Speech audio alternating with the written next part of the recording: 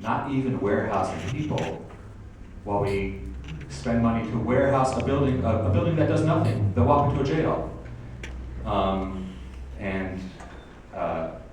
There'll be further public discussion about that. Hopefully not too long before it opens up. Since homelessness and the tragedy, the human rights, the forced migration issue around Springwater Corridor has been addressed by so many people, I'm going to say something that I think I'll go back into it. I think I'll talk about Multnomah County in the Washington Post, and I think the Guardian and the New York Daily News. Alas, none of you got into those international stories. They weren't this week, they're in the past month. The only public employee that really got into them is Mr. Rees, not Reese like the sheriff. He's involved. Why is Multnomah County in all the international press?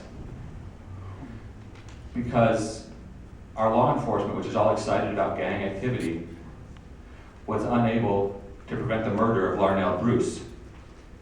And Mr. Bruce was murdered by a vehicle driven by a whack job white supremacist cheered on by his girlfriend.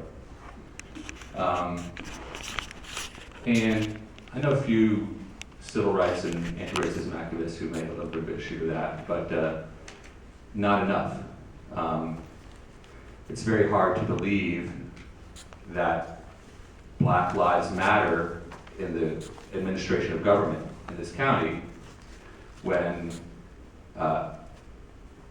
we've had some talk about the situations of poverty and how poverty influences crime, like the gentleman who just talked about the non-criminal, criminal appearing situation when he's sleeping on the sidewalk last night.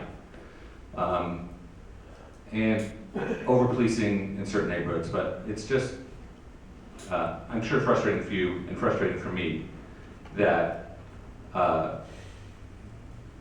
there's still a perception in many people's minds of that police behave differently in communities of color, are not really adequately protecting those rights. So I hope that there'll be further public discussion about, as Mary Ann mentioned, how we're going to reduce racism and the violence from white supremacy in this county. Thank you.